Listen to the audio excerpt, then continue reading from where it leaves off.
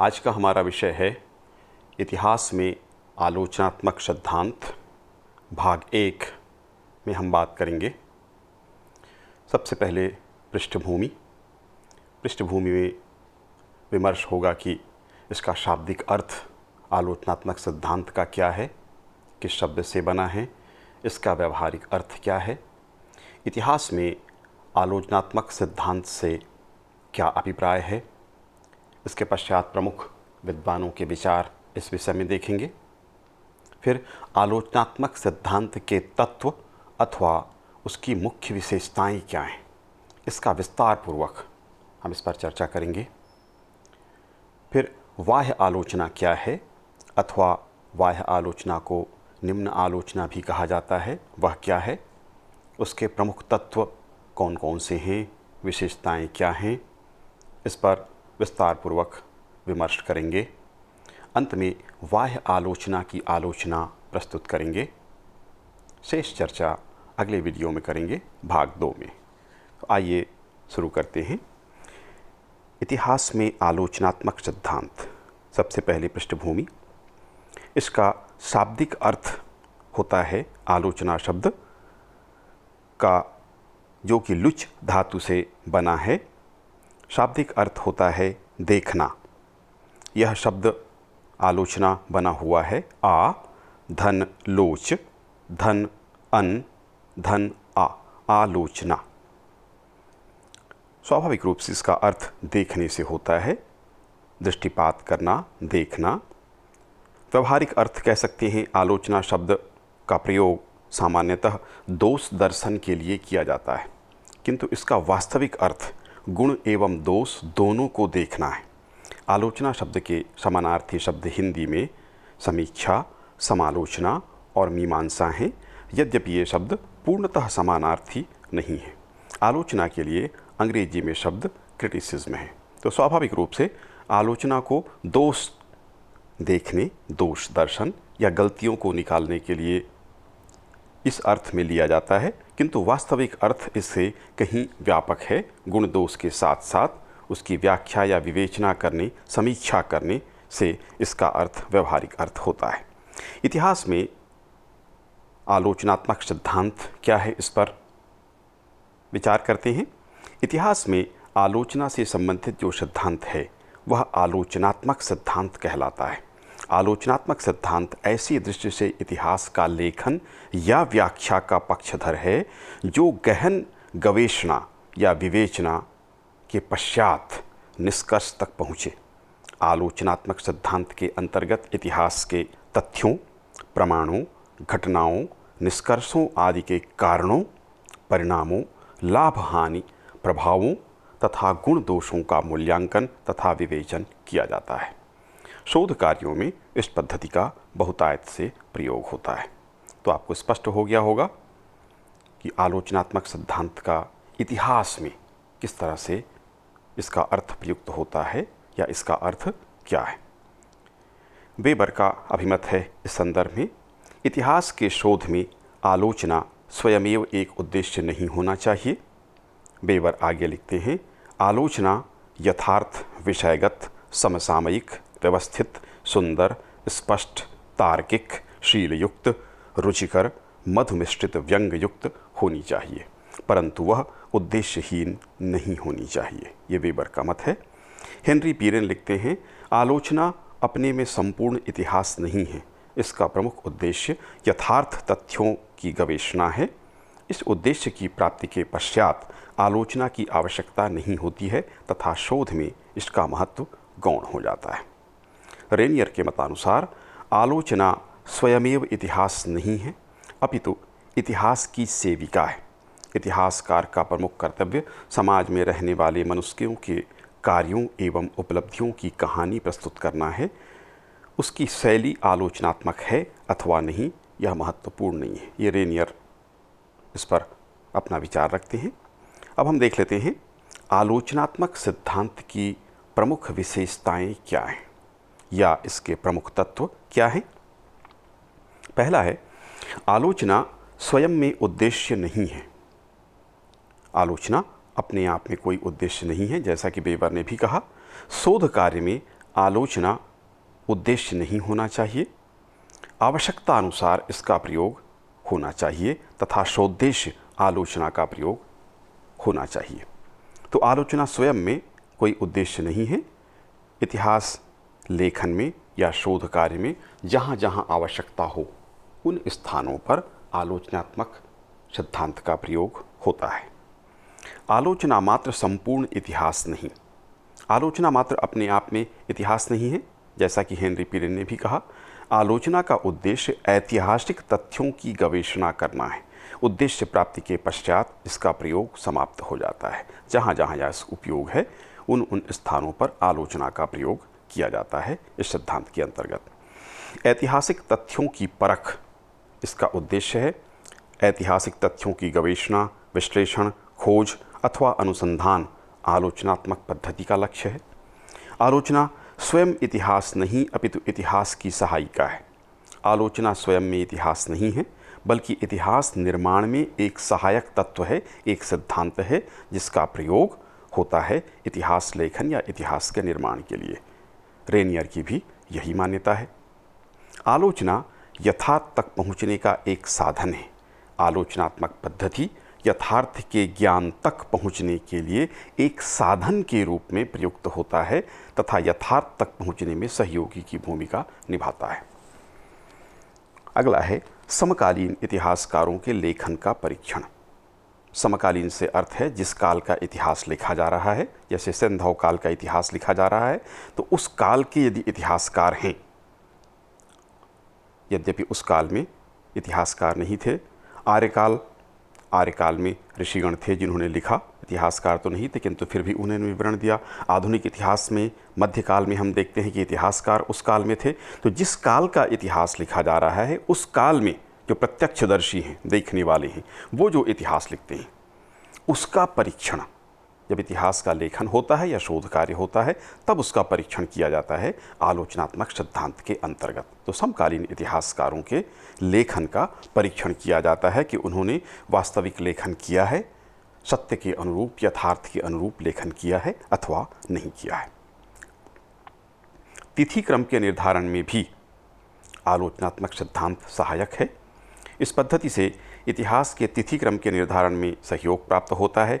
इतिहासकार इस पद्धति का प्रयोग कर तुलना के द्वारा तिथि क्रम निश्चित कर सकता है या उसके लिए निष्कर्ष निकाल सकता है। उदाहरण के लिए खुदाई में किसी स्थान से जो मृद भांड मिलते हैं, जो बर्तन मिलते हैं, उनका रंग, उसमें कैसी पेंटिंग है, उसका कलर कैसा है, पका हुआ है अथवा नहीं है। अगर उसी तरह से दूसरे स्थान पर भी समान उसी तरह के बर्तन मिलते हैं तो उससे यह स्पष्ट होता है कि दोनों सभ्यताएं एक काल की हैं और अलग अलग रंग के बर्तनों से, मृद भांडों से उसका काल निर्धारण किया जा सकता है। तुलना करके इसको स्पष्ट किया जा सकता है कि सभ्यता उस सभ्यता के समकालीन है, समकालिक है, ये बताया जा सकता है। इसी प्रकार से साहित्य के लेखन से, भाषा के विकास की तुलना से, इन पद्धतियों से तिथि क्रम में निर्धारण में सहयोग प्राप्त होता है यदि आलोचनात्मक सिद्धांत का प्रयोग किया जाए, तुलना किया जाए, सामान्यीकरण किया जाए, निष्कर्ष निकाले जाएं, जो कि आलोचनात्मक पद्धति की विशेषता है।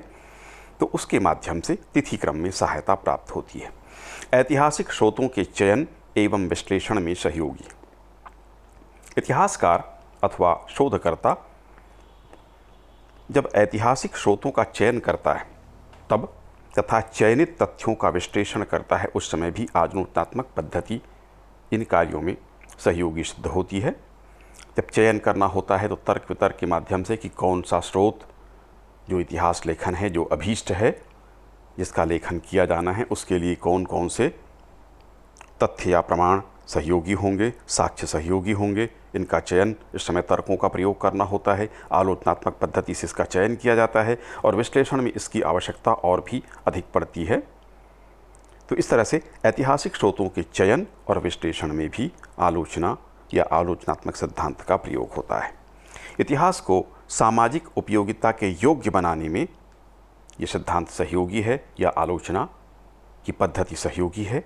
इतिहासकार अथवा शोधकर्ता को विषय वस्तु को इस प्रकार प्रस्तुत करना होता है कि वह समसामयिक समाज के लिए रुचिकर, ग्राह्य तथा उपादेय हो सके। इस कार्य हेतु इतिहासकार अथवा शोधकर्ता आलोचनात्मक पद्धति का उपयोग करता है, उसको समाज के अनुकूल बनाता है ताकि विद्यार्थी और समाज के अन्य लोग उसका अध्ययन कर उससे कुछ सीख ले सकें, समझ सकें उस काल के इतिहास को।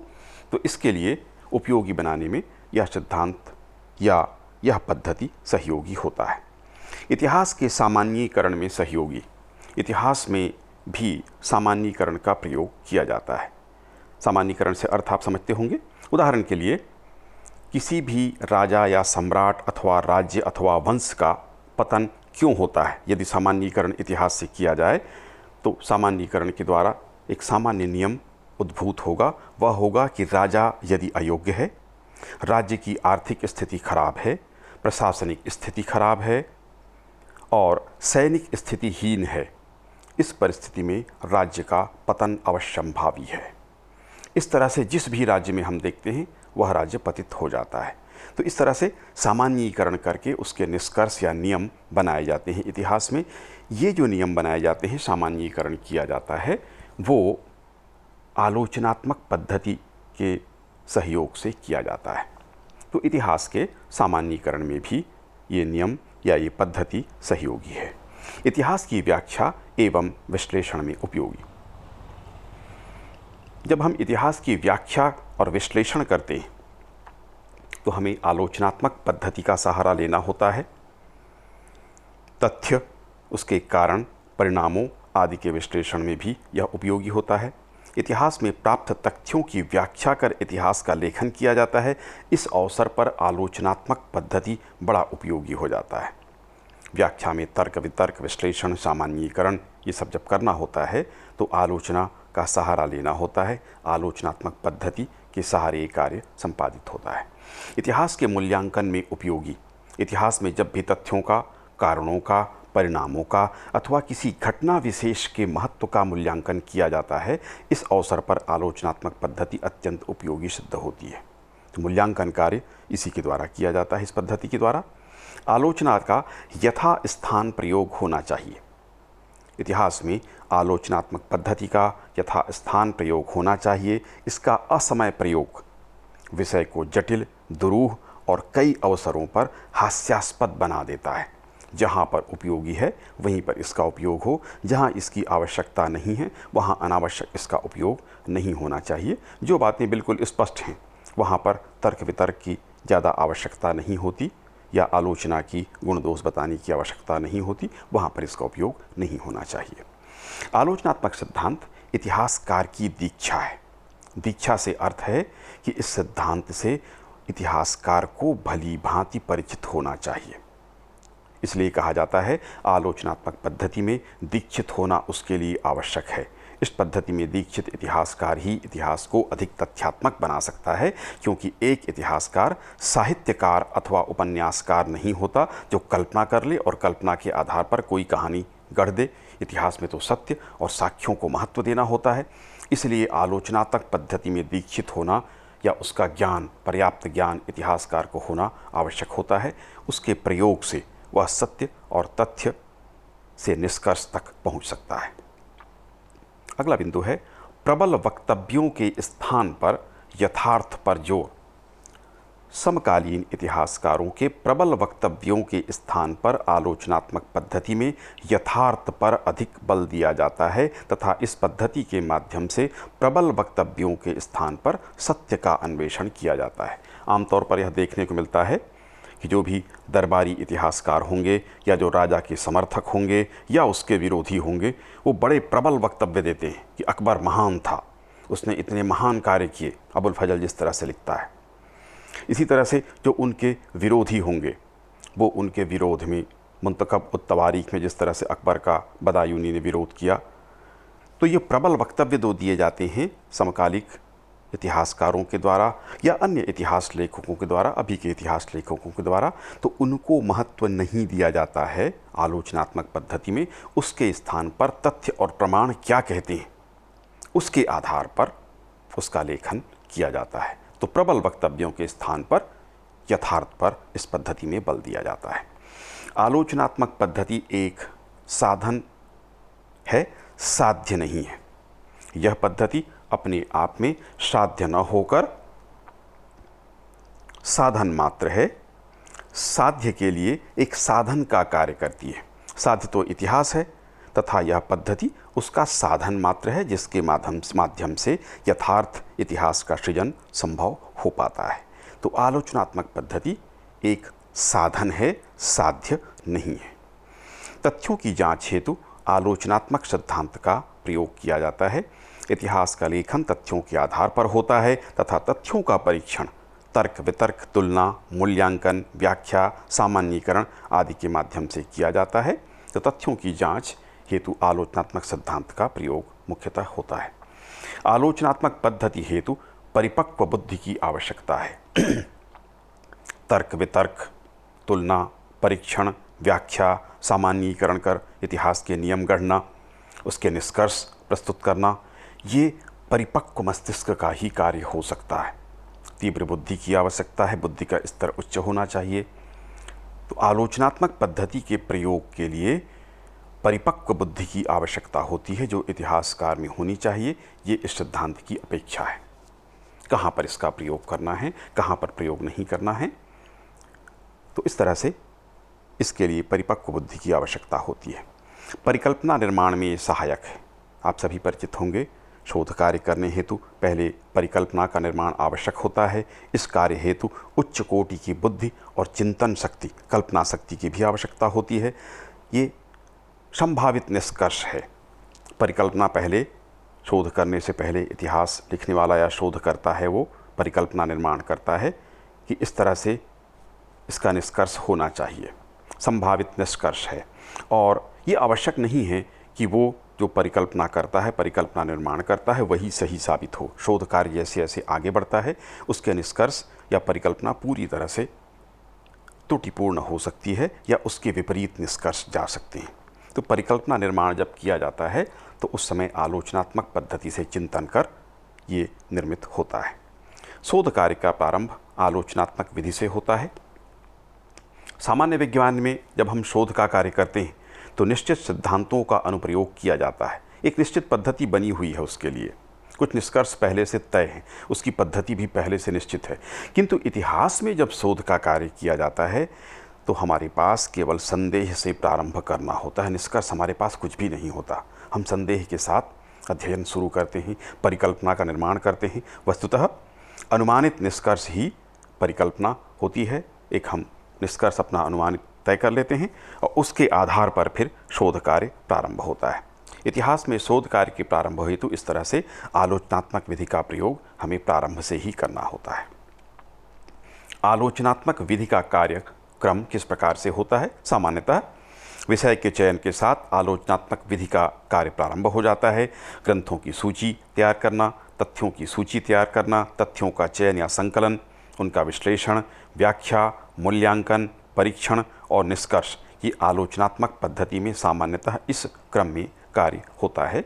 किंतु शोध विषय के साथ इसमें अल्प परिवर्तन संभव है। जैसे ग्रंथ किसी काल में है ही नहीं। सिंधु घाटी की सभ्यता के बारे में जब प्रारंभिक कार्य किया गया था, कोई ग्रंथ उस समय नहीं थे, नहीं उनकी भाषा पढ़ी गई थी, तो ग्रंथों का उसमें प्रश्न ही नहीं उठता है। तो जिस तरह का विषय होता है उस विषय के आधार पर इसका क्रम इस तरह चलता है या उनमें परिवर्तन भी हो सकता है। बाह्य आलोचना अथवा निम्न आलोचना के विषय में अब हम देखेंगे कि क्या है बाह्य आलोचना या निम्न आलोचना। प्रारंभिक, निम्न स्तर अथवा बाह्य आलोचना के अंतर्गत मुख्य रूप से पांडुलिपि आप जानते होंगे, जो मूल लेखक होता है, जो ग्रंथ लिखता है या जो उसका लिखा हुआ है, पांडुलिपि कहलाता है।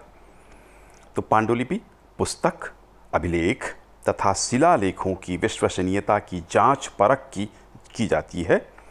पांडुलिपि न होने पर भी धन प्राप्ति हेतु कई बार पांडुलिपि का प्रमाण दिया जाता है या उसको पांडुलिपि कहा जाता है।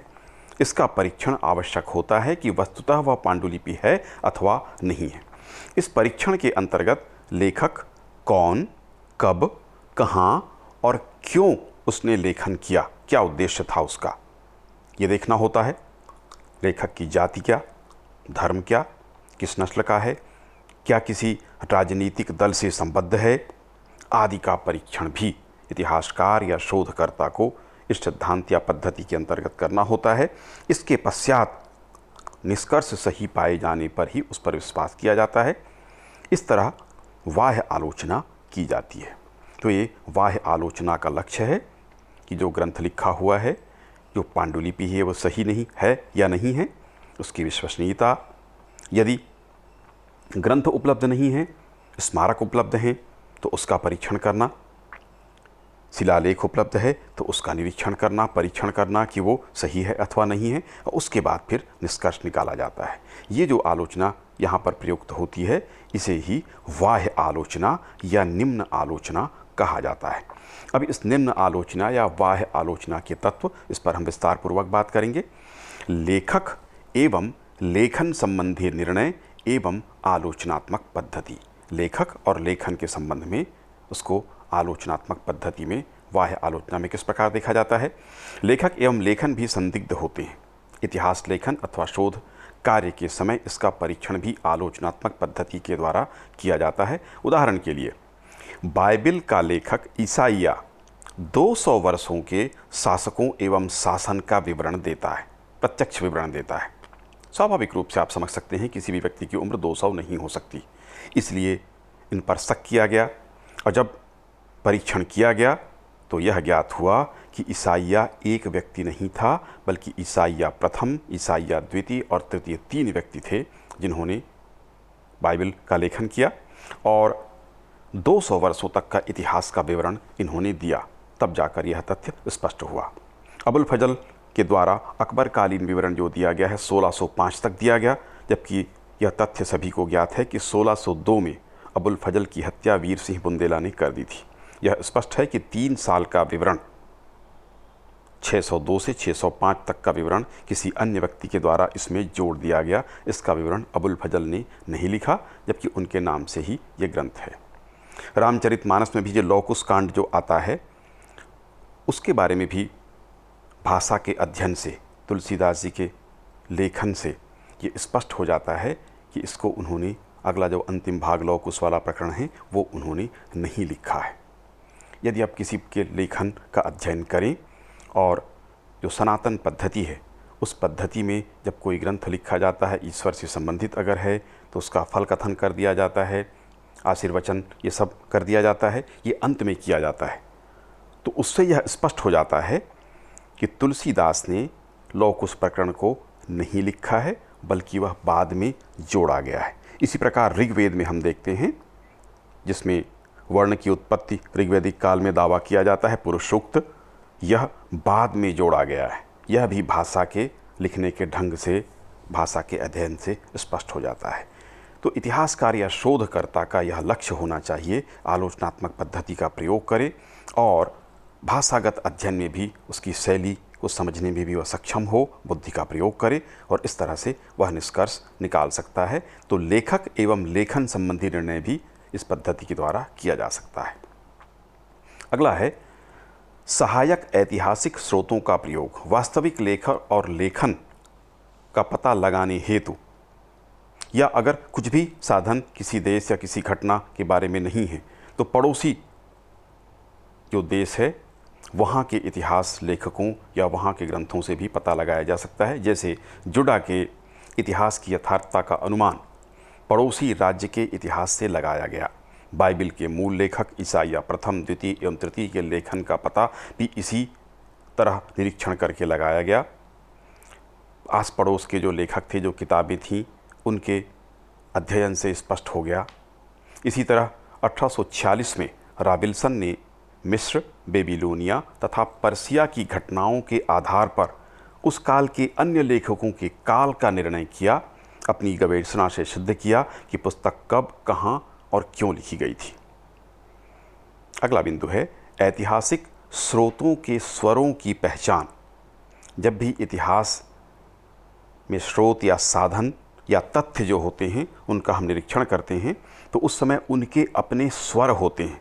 स्वर से अर्थ कैसा है कि उस काल का जो इतिहासकार है समकालिक, वो किस तरह का है। वह किसी व्यक्ति की अति आलोचना तो नहीं कर रहा है या किसी की अति प्रशंसा तो नहीं कर रहा है। उस पर हमें परीक्षण इतिहासकार को, शोधकर्ता को करना पड़ता है। बाह्य आलोचना सर्वाधिक तो बाइबिल के विषय में किया जा सकता है, परंतु प्राचीन यहूदियों में जब इसका प्रयोग किया जाता है आलोचनात्मक पद्धति का, तो स्पष्ट होता है कि प्राचीन यहूदियों में आलोचना के सिद्धांत का पर्याप्त ज्ञान ही नहीं था। धार्मिक भावनाओं से प्रभावित होकर उनके द्वारा लेखन किया गया है। उनके द्वारा इस तरह का लेखन किया गया है जो धर्म से प्रभावित है। तो इस तरह के इतिहासकारों के लेखन का स्वर आलोचनात्मक पद्धति से पहचाना जा सकता है। उदाहरण और हम देख सकते हैं, जैसे बदायूनी ने सम्राट अकबर के विषय में जो कुछ भी लेखन किया वह सभी जगह उसका कटु आलोचक है, आलोचना करता है, बुराइयां बताता है, दोष दर्शन ज़्यादा करता है। तो उसका स्वर हुआ बदायूनी के लेखन का। तो जब भी बदायूनी अकबर के बारे में लिखे तो उसकी आलोचना को कम करके, उसका मूल्यांकन करके इतिहासकार तथ्य खोज लेता है। इसी प्रकार टेसिटस ने अगस्टस वंश के शासकों की इसी प्रकार से कटु आलोचना की। अतः यह आवश्यक है कि शोधकर्ता अथवा इतिहासकार लेखकों तथा ग्रंथों के स्वर को, कि उनका मूल ध्येय क्या है, किस तरह से वो किसी की अति आलोचना कर रहे हैं या अति प्रशंसा कर रहे हैं। जैसे अबुल फजल ने अकबर की सर्वत्र प्रशंसा की, जिस प्रकार से बदायूनी ने आलोचना की। आप दोनों को एक साथ रख के और फिर उनका मूल्यांकन कर वास्तविकता का उल्लेख शोधकर्ता करता है या कर सकता है। गुमनाम लेखकों की पहचान भी इस पद्धति से की जा सकती है। ऐतिहासिक स्रोतों में कुछ ऐसे संदर्भ होते हैं जिनके वास्तविक लेखक कोई और होते हैं और नाम किसी और का होता है। 1879 में नॉर्थ अमेरिकन रिव्यू में एक लेख प्रकाशित हुआ, the diary of public man. इसमें अमेरिकन गृह युद्ध के विषय में लेखन किया गया। प्रोफेसर एलन जॉनसन ने 1926 में यह निष्कर्ष निकाला कि इसका लेखक उच्च कोटि का राजनीतिज्ञ होगा, किंतु वास्तविक लेखक का वो पता नहीं लगा सके। 1948 में प्रोफेसर फेक एम एंडरसन ने आलोचनात्मक पद्धति का सहारा लेकर पता लगाया कि इसके लेखक सैम वार्ड थे। जैसा कि मैंने पहले भी चर्चा की थी, लेखन की शैली, उनके अनुभव किस तरह से वो उल्लिखित करते हैं। यदि उनका कोई दूसरा लेख किसी एक ही लेखक का मिल जाए तो उससे तुलना करके ये सिद्ध किया जा सकता है। उसी पद्धति का प्रयोग यहाँ पर किया गया। तो इस तरह से गुमनाम लेखकों का भी इस तरह से पता लगाया जा सकता है इस पद्धति के माध्यम से। अगला है छाया मात्र लेखकों की पहचान। बड़े पदों पर आसीन जो व्यक्ति होते हैं उनके द्वारा अपने अधीनस्थ किसी पदाधिकारी से अपने नाम से लेख अथवा ग्रंथ लिखवाए जाते हैं। अमेरिकी राष्ट्रपति वाशिंगटन के विदाई भाषण को जेम्स मेडिसन ने तैयार किया था, किंतु वह पढ़ा गया वाशिंगटन के द्वारा। इसी तरह अलेक्जेंडर हैमिल्टन के द्वारा भी वाशिंगटन के अनेक भाषणों को लिखा जाता रहा। सम्राट अकबर के पत्रों तथा आदेशों को अबुल फजल के द्वारा साहित्यिक भाषा में लिखा जाता रहा, जबकि वो अकबर के नाम से प्रकाशित होता है। अकबर स्वयं जो था वो अनपढ़ था, पढ़ा लिखा नहीं था, तो सारा विवरण जो कुछ लिखा या उसके नाम से आदेश जारी हुए, अबुल फजल ने उनको तैयार किया। इतिहासकारों को इसकी पहचान करना आवश्यक होता है कि वह लेखकों की भाषा शैली के आलोचनात्मक परीक्षण के द्वारा यह पहचान कर सके कि उनके वास्तविक लेखक ने ही उसको लिखा है या किसी अन्य व्यक्ति के द्वारा लिखा गया है। संस्मरणात्मक शैली, जीवनी एवं आत्मकथा। आत्मकथा अथवा जीवनी सामान्यतः सम्राटों एवं बड़े पदों पर आसीन व्यक्तियों के द्वारा लिखवाया जाता है। इसमें प्रायः असत्य की मात्रा अधिक होती थी।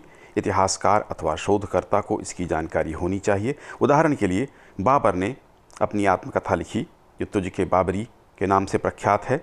उसमें उसने लिखा कि मेवाड़ के शासक राणा संग्राम सिंह ने बाबर को भारत पर आक्रमण करने हेतु निमंत्रित किया था, किंतु भारत के या अन्य किसी विदेशी स्रोत से यह प्रमाणित नहीं होता है कि इस तरह का कोई आमंत्रण दिया गया था। अतः यह पूर्णतः असत्य है। परिस्थिति की भी मांग को देखते हुए देखा जाता है तो भी स्पष्ट हो जाता है कि इस तरह संभव नहीं था। लॉर्ड क्रेंडन ने जेम्स द्वितीय के निष्कासन के विषय में जो विवरण लिखा है उसमें उसने प्रशासनिक त्रुटियों के बारे में ही ज़्यादा उल्लेख किया है। उनके निष्कासन के मूल कारणों पर उसने चर्चा ही नहीं की। गिलबर्ट बार्नेट ने history of my own times में अपने जीवन के संस्मरण लिख डाले हैं। व्यक्तिगत विवरण ज़्यादा दिया है, इतिहास तो लिखा ही नहीं, नाम दिया इतिहास, माय ओन टाइम्स। फ्रांस की क्रांति के समय इसी प्रकार से 1789 में जो हुई, अनेक आत्मकथाएं प्राप्त होती हैं, किंतु वे ऐतिहासिक न होकर मात्र आत्म प्रशंसा में लिखी गई हैं। इन सब का परीक्षण करना इतिहासकार को या शोधकर्ता को आवश्यक होता है। इसी प्रकार व्यक्तिगत पत्र होते हैं। सम्राटों, राजाओं एवं बड़े पदाधिकारियों के व्यक्तिगत पत्र भी ऐतिहासिक दृष्टिकोण से महत्वपूर्ण होते हैं। ऐसे पत्रों का संग्रह संग्रहालयों में, अभिलेखागार में, बड़े शहरों एवं पुरानी राजधानियों में बड़ी मात्रा में प्राप्त होते हैं। ऐसे पत्र ज़्यादातर अतिशयोक्तिपूर्ण होते हैं। इनका आलोचनात्मक मूल्यांकन शोधकर्ता को करना आवश्यक होता है।